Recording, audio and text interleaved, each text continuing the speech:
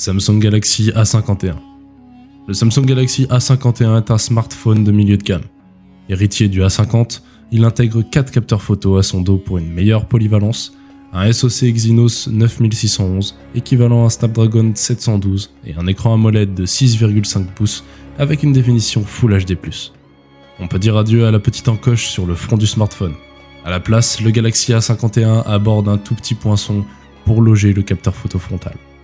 Cela lui permet de profiter d'un écran un peu plus grand sans augmenter la taille du produit, qui est toujours un peu plus petit qu'un S10 Plus. On soulignera tout de même une épaisseur de 7,9 mm et un poids de 172 grammes, un peu plus élevé que celle du A50.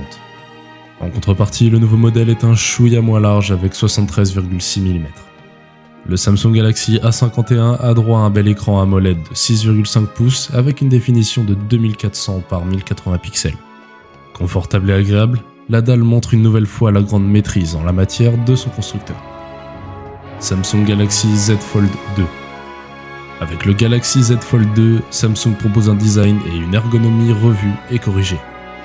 En position fermée, le mobile reste toujours massif et gagne même en largeur avec 68 mm. Pour rappeler, le Galaxy Fold était beaucoup plus étroit avec son format télécommande de 62,9 mm. Cette taille de guêpe lui conférait une ergonomie redoutable. En s'élargissant, le Galaxy Z Fold 2 perd en maniabilité, mais gagne autre chose de tout aussi précieux. Un nouvel écran de 6,23 pouces qui pourrait presque faire passer le Galaxy Z Fold 2 pour un mobile classique. Ainsi, il n'est plus obligatoire de l'ouvrir pour consulter une notification ou pour répondre. Équipé d'une puce Snapdragon 865 épaulée de 12 Go de RAM, le Galaxy Z Fold 2 propose de très bonnes performances. Polyvalent, il obtient un indice global de 103 et parvient même à grimper à 104 quand il passe en mode performance élevée. Avec de tels résultats, il se fait une place dans la crème de la crème des mobiles du marché.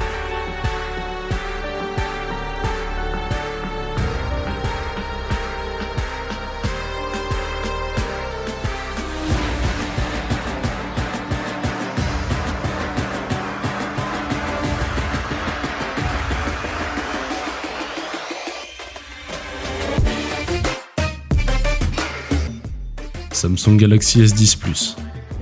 Le Samsung Galaxy S10 Plus est la version grande taille du Galaxy S10, avec un écran de 6,4 pouces de diagonale ainsi que 8 Go de RAM. Une variante Galaxy S10 édition performance propose jusqu'à 12 Go de RAM et 1 Tera de stockage interne. Le design du S10 est presque parfait, compact mais avec un grand écran, léger, ergonomique. Oui, c'est le compagnon idéal de main. Le Galaxy S10 Plus de son côté reprend les mêmes codes et les adapte à un gabarit plus grand. Samsung maîtrise son sujet lorsqu'il s'agit des écrans. On est ici en présence d'une superbe dalle AMOLED de 3040 par 1440 pixels pour une diagonale de 6,4 pouces. Les contrastes sont infinis, la luminosité maximale est très forte et permet de lire l'écran même en plein soleil. Les couleurs sont bonnes d'origine. La véritable différence entre le S10 et le S10 Plus, c'est donc la double caméra frontale. Le Galaxy S10 Plus possède une batterie bien plus imposante, ce qui lui permet d'assurer bien plus longtemps malgré son écran plus grand.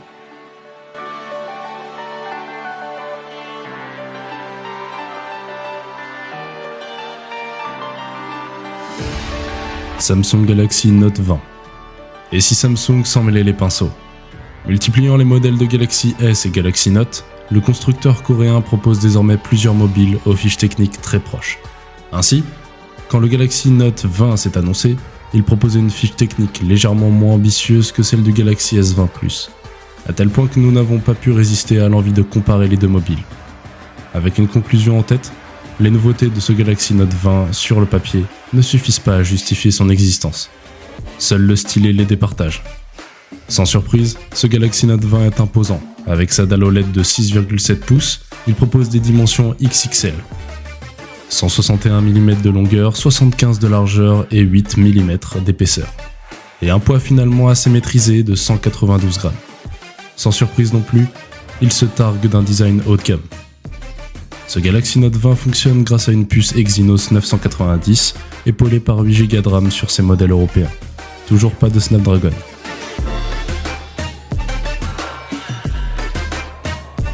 Samsung Galaxy S21. Le Samsung Galaxy S21 est le porte-étendard de la marque, succédant à la gamme S20. Il est équipé d'un SoC Exynos 2100 gravé en 5 nanomètres, d'une batterie de 4000 mAh et de 3 capteurs photo. Le principal à 12 mégapixels, un capteur de 12 mégapixels et un téléobjectif de 64 mégapixels. Évacuons tout de suite le sujet qui fâche. Oui, le dos du Samsung Galaxy S21 est en plastique. Certains y voient là une économie de bout de chandelle inacceptable pour du haut de gamme ou encore une baisse de qualité et définition en comparaison au S21 Plus et S21 Ultra qui pour leur part sont en verre. Cette coque en plastique a clairement fait l'objet d'un soin tout particulier et ne présente pas certains des défauts inhérents au matériau. Elle ne craque pas, ne s'enfonce pas quand on appuie dessus et elle est parfaitement ajustée pour épouser les contours du bloc photo ou du cadre en aluminium. En revanche, on peut citer certaines qualités évidentes. Le poids plume, le Galaxy S21 ne pèse que 169 grammes et un toucher plus chaleureux. Avec ses 8 Go de RAM, sauter d'une application à l'autre se fait très rapidement, et même si l'on note parfois un rechargement global de l'app.